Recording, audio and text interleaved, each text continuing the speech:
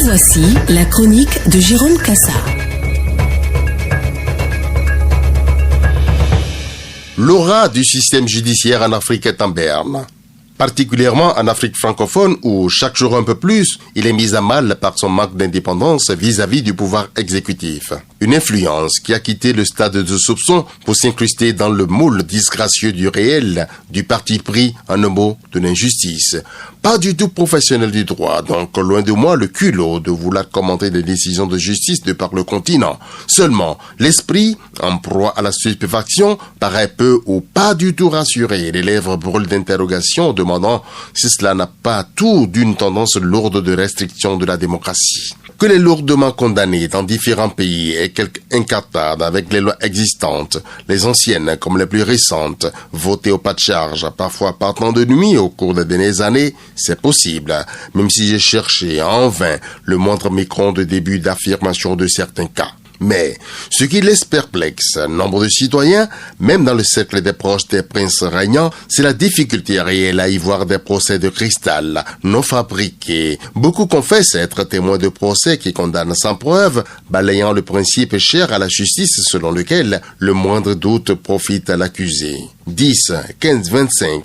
30 ans, voire la perpète. C'est distribué comme de petits pains par les cours à des citoyens qui ont commis le péché de se balader en terrain politique. C'est le vil circuit des âmes faibles et basses pour s'assurer le chemin du pouvoir d'éternité, certain que le potentiel coupeur de règne aurait perdu tout de lui, réduit à une loque politique incapable de la moindre nuisance. Oui, les palais ont leur condamné d'avance, sur la base des lois et institutions en charge de leur exécution sans crédibilité dans l'opinion. L'histoire politique du continent est truffée de ces perles bien en vue et qui soudain sont muées en démons dès lors que ces spécimens ziotent le fauteuil du roi, un qui, pourtant, n'est la propriété de personne. Leur talent, jusque-là reconnu, salué, même exploité, se transforme alors en vice. Non, bien pire, en crime, passible de procès dont les verdicts sont connus avant même l'expédition du pestiféré au Gnouf.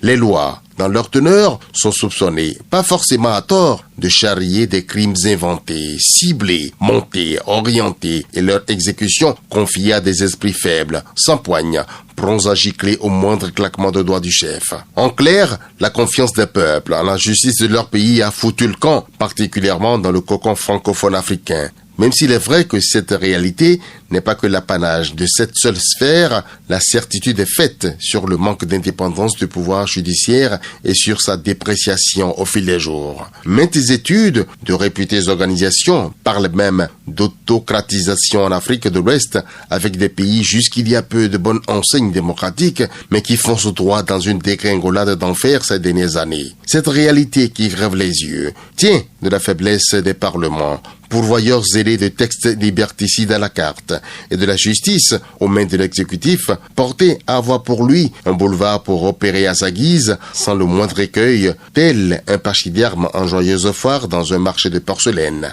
Les institutions judiciaires sont aujourd'hui à l'épreuve de l'efficacité, de l'intégrité, de l'indépendance. Elles, pourtant, en noble mission de garantie et de protection des droits et des libertés des citoyens. Au rythme où vont les institutions judiciaires, plus personne n'est à l'abri de l'arbitraire dont le cynisme peut expédier au bagne le citoyen le plus honnête, vite maculé de souillures assez crasseuses pour en faire un criminel patenté, embastillé dans des conditions dégradantes et inhumaines. Point de l'heure, la justice, cet important baromètre de la démocratie, est mise à mal sous nos cieux. À l'aune des dérives, pas fou du tout, ceux qui en sont à proposer d'aller à la suppression pure et simple du ministère de la Justice.